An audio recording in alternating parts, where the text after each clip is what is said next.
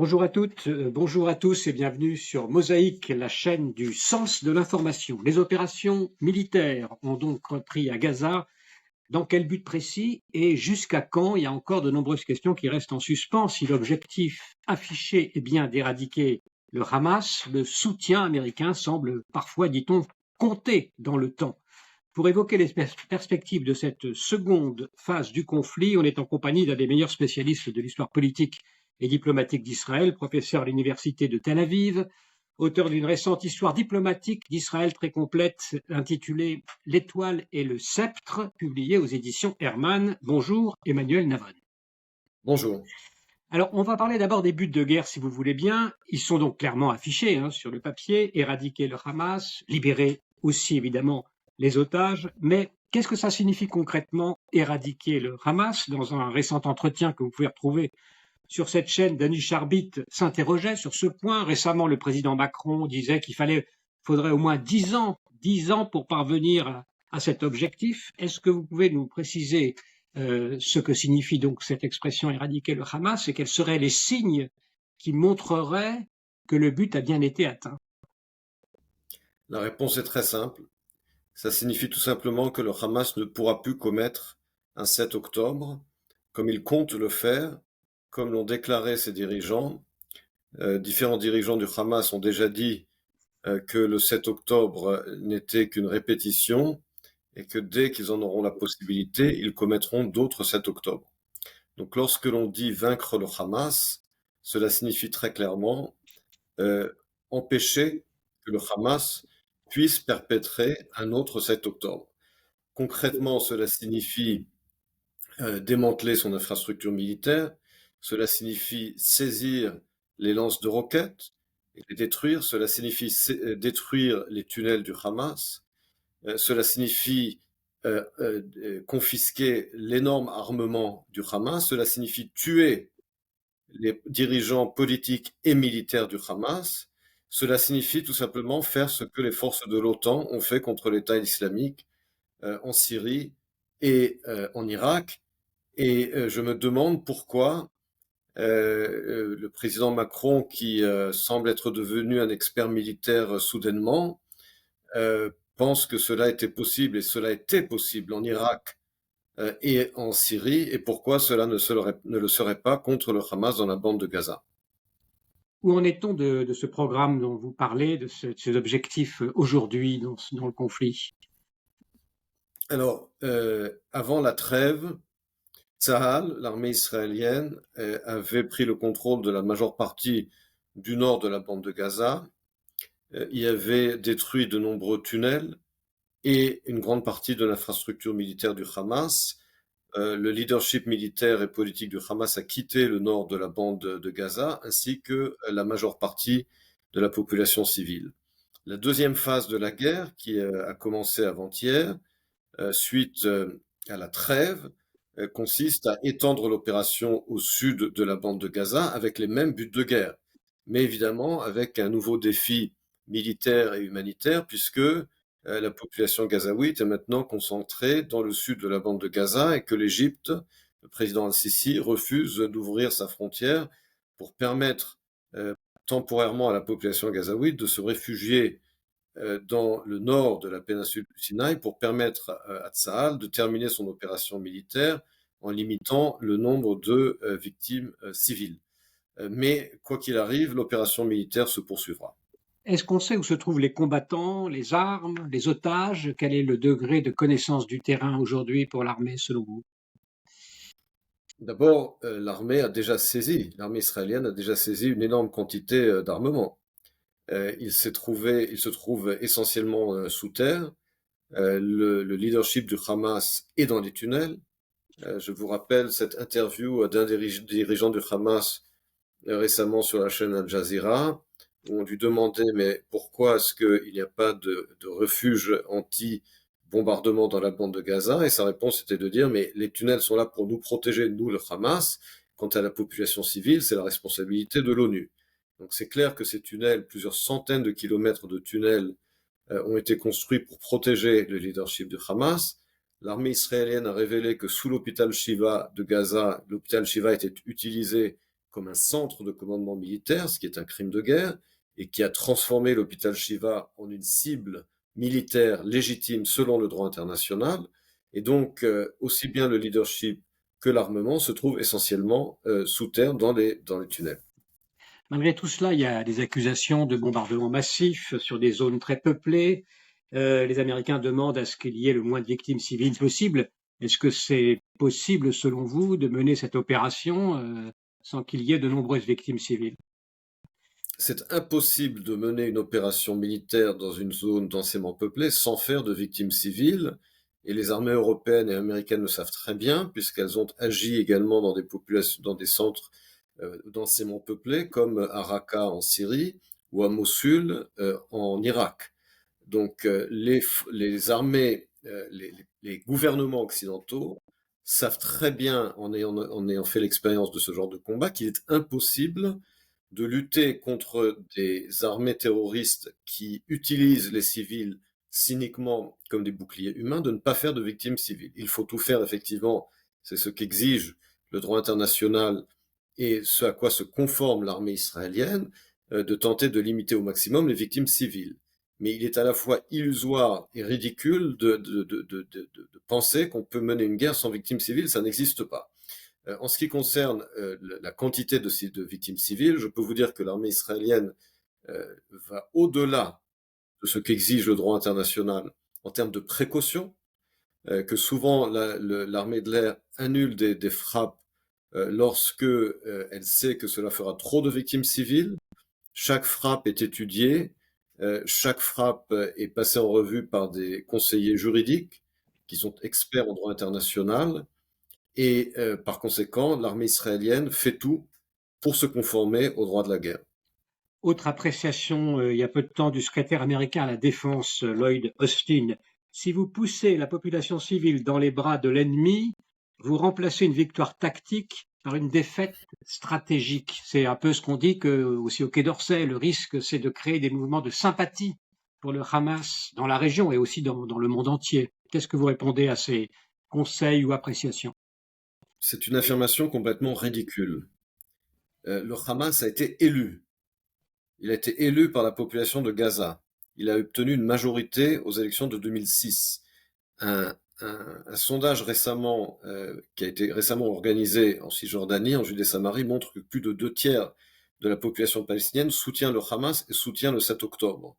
Les lignes de l'IS dans la bande de Gaza, après le 7 octobre, et les manifestations de violence contre les otages israéliens libérés par le Hamas, tout cela constitue une preuve très claire que le Hamas bénéficie d'un soutien très large au sein de la population palestinienne, tant dans la bande de Gaza qu'en Judée-Samarie. Et par conséquent, affirmer que le Hamas est séparé politiquement de la population, c'est faux, c'est factuellement faux.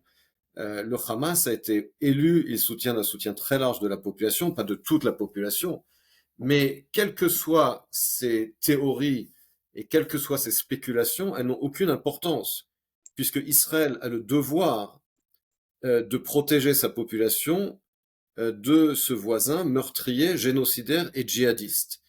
Et donc, on ne va pas, Israël ne va pas évidemment se lier les mains et ne rien faire à cause de spéculations politiques qui n'ont aucune base dans la réalité. Quelle est votre appréciation de la durabilité du soutien américain à ces opérations? Toutes les déclarations du président Biden jusqu'à présent ont été très claires, à savoir que Israël a le droit et le devoir de se défendre et que sans défaite totale du Hamas, un 7 octobre pourra se reproduire. Là-dessus, le président Biden a été très clair. Il n'a jamais changé de discours. Les fournitures d'armes et d'armement américains sont très significatives. Et je crois que le discours du président Biden jusqu'à présent n'a jamais changé. Il a été toujours très clair, à savoir que Israël doit vaincre le Hamas. Évidemment, il a également insisté là-dessus, et le secrétaire d'État Anthony Blinken a dit également dans le droit, du droit humanitaire et du droit international. Ça, c'est clair. Mais sur le droit et le devoir d'Israël d'éliminer le Hamas, il n'y a aucun changement dans la position américaine. Pour l'instant, peut-être à un moment donné, les Américains diront stop avant que les Israéliens estiment que la mission soit terminée. Est-ce qu'Israël pourrait poursuivre, en fait, sans l'aval des États-Unis, cette opération? Oui, Israël poursuivra cette opération quoi qu'il arrive. Et je crois que le monde n'a toujours pas compris que l'Israël de l'après 7 octobre n'est pas le même Israël. Si quelqu'un pense que le gouvernement israélien, qui est un gouvernement d'union, qui a le soutien d'une large partie de la population israélienne, il faut bien comprendre que même si ce gouvernement, d'après les sondages, en tout cas la coalition qui formait l'actuel gouvernement avant que Benny Gantz et son parti se joignent au cabinet de guerre, est en chute totale dans les sondages, mais à côté de cela, la quasi-totalité de la population israélienne veut gagner cette guerre. Et donc elle le soutient du gouvernement, même si le gouvernement lui-même est impopulaire. Les Israéliens ont subi, le peuple en Israël a subi un traumatisme terrible le 7 octobre. C'est pas par esprit de revanche qu'on va se battre, c'est simplement pour s'assurer que le génocide du 7 octobre n'aura pas lieu de nouveau. Et quelles que soient les pressions internationales, les Israéliens, dans leur majorité, veulent aller jusqu'au bout, iront jusqu'au bout et imposeront à leur gouvernement d'aller jusqu'au bout. On va revenir tout à l'heure sur ce que vous appelez l'Israël d'après le 7 octobre. Encore un petit mot sur le plan de cette guerre et des potentialités, on va dire, de développement. D'abord, qu'est-ce qui se passe en Cisjordanie actuellement? On n'en parle pas trop. Est-ce que vous avez des éléments d'information, une vision globale de ce qui s'y passe? Alors, le Hamas souhaitait créer un double front. C'est très clair, on le sait aujourd'hui.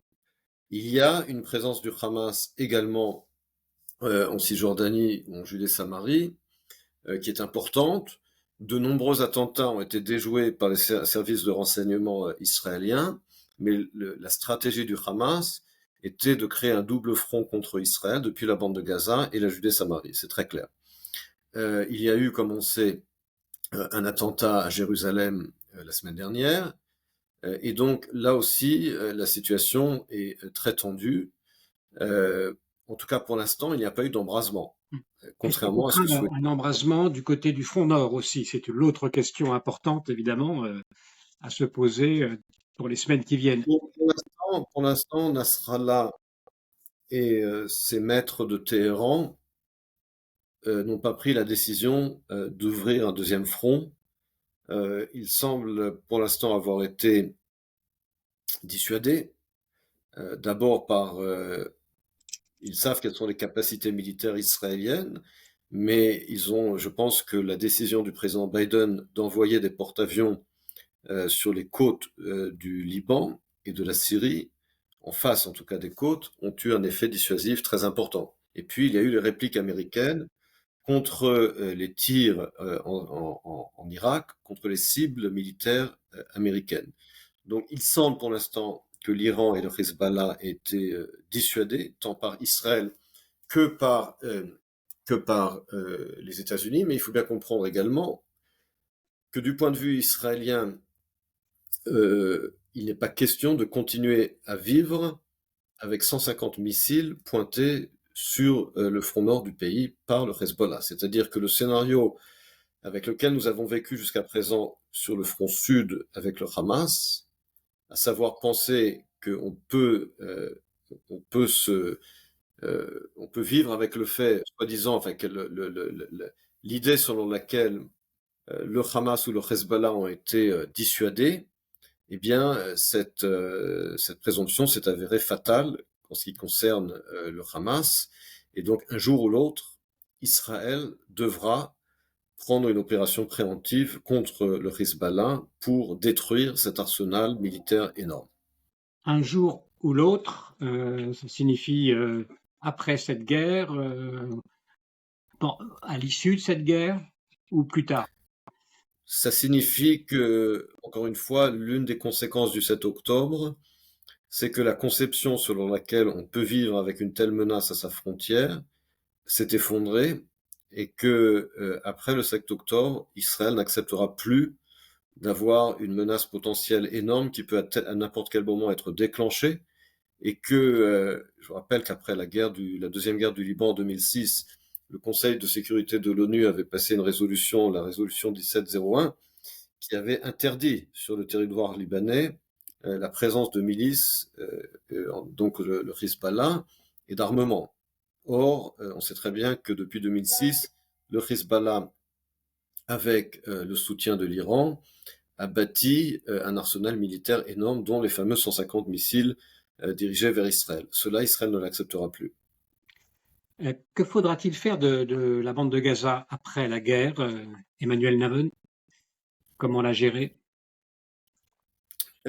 Alors d'abord, il faut bien comprendre que quelle que soit l'éventuelle issue politique du statut de la bande de Gaza, Israël mènera la guerre contre le Hamas. Je veux dire par là que ce n'est pas parce qu'il n'y a pas je dirais, de solution crédible à court terme au statut politique de la bande de Gaza que Israël ne va pas mener ce combat. Les deux sujets il faut séparer les deux sujets.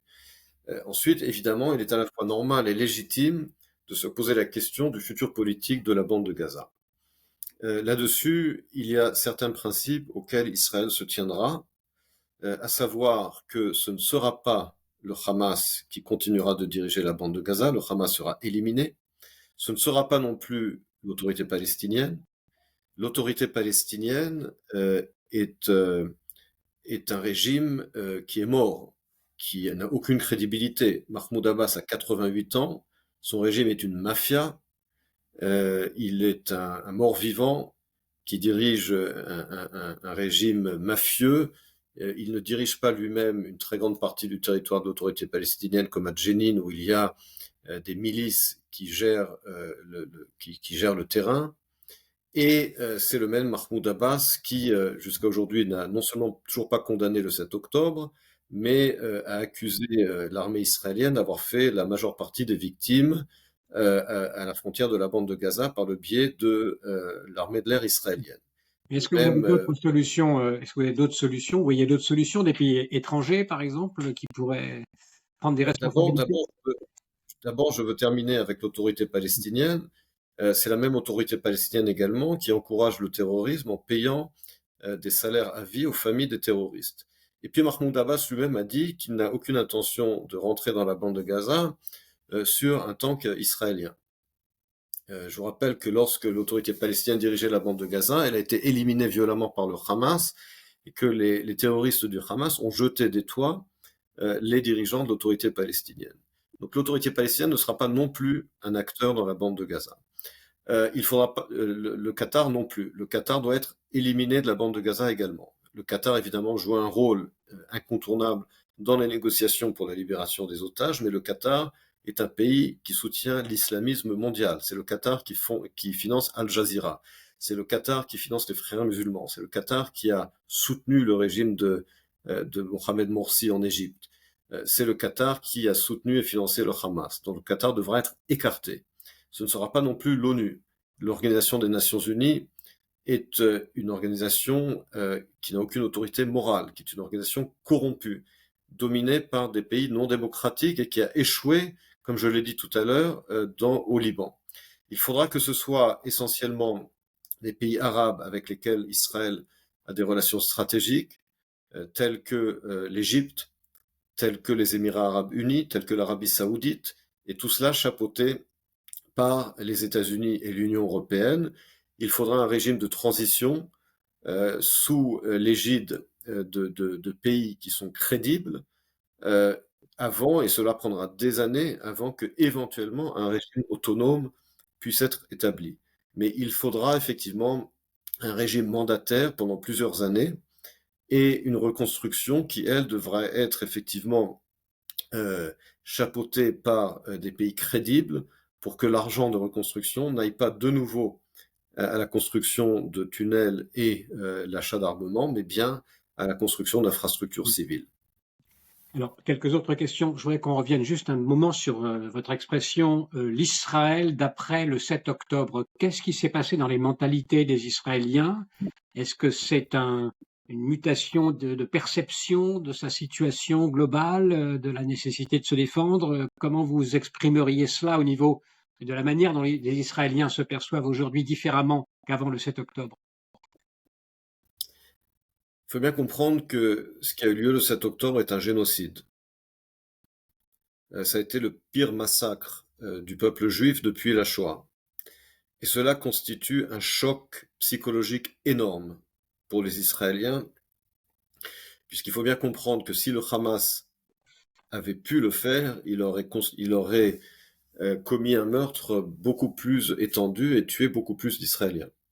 Il y a là un crime de génocide dans la mesure où c'est l'intention de tuer le maximum de personnes du fait de leur appartenance ethnique et religieuse, avec des atrocités qui ont inclus le fait d'avoir brûlé vivant des femmes, des enfants et des hommes, des femmes et des enfants, d'avoir décapité des bébés. Ce sont vraiment des crimes que l'on n'a pas vus depuis la Shoah, et cela en territoire souverain israélien.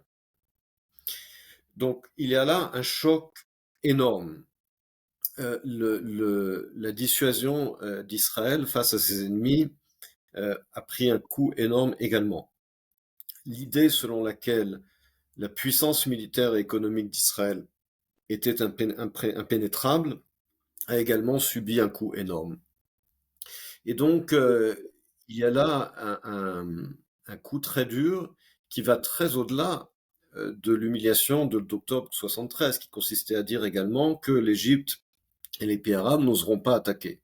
Mais là, c'est bien pire parce qu'il s'agit, comme je l'ai dit, d'un véritable génocide en plein territoire israélien. Donc le traumatisme est beaucoup plus profond et beaucoup plus grave que celui d'octobre 73. Et donc aura des conséquences beaucoup plus profondes en termes du tremblement de terre politique qui avait eu lieu en Israël après la guerre de Kippour de 1973.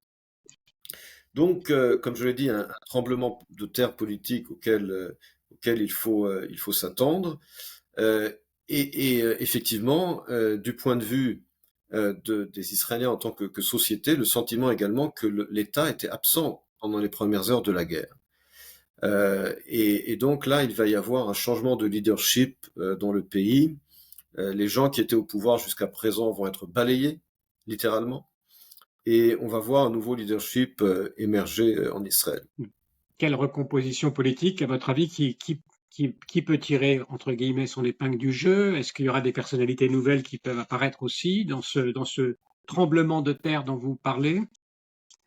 On a vu une société civile exceptionnelle, avec des gens d'une très grande qualité, et on voit un écart énorme entre la qualité de la société civile israélienne et le niveau lamentable de la majorité de la classe politique. Donc je pense qu'on va, comme je l'ai dit, on va être témoin d'un écartement de la majorité de la classe politique. Alors évidemment, les sondages montrent bien qu'il y a un renversement politique en Israël, mais encore une fois, n'oubliez pas que les Israéliens, après le 7 octobre, vont vouloir effectivement rebâtir le pays, rebâtir la société, mais vont évidemment être très sceptiques lorsque certains dirigeants sur la scène internationale nous parlent de solutions politiques qu'il faut trouver immédiatement. Il faut bien comprendre qu'aujourd'hui, les Israéliens ont beaucoup moins de patience, je dirais, pour écouter des théories politiques complètement farfelues qui nous ont mené à la catastrophe dans le passé, et que la communauté internationale va avoir à faire aujourd'hui un Israël beaucoup plus réaliste et beaucoup plus ferme. Une dernière question, Emmanuel Navon. Dans un récent post, vous écriviez à propos de la mort d'Henry Kissinger: il est mort en même temps que l'ordre mondial qu'il avait contribué à façonner. Qu'est-ce que ça signifie, cette période-là, de cette fin de l'ordre mondial? Et, question subsidiaire, quelle alliance pour Israël, quelle diplomatie dans ce nouveau contexte géopolitique mondial?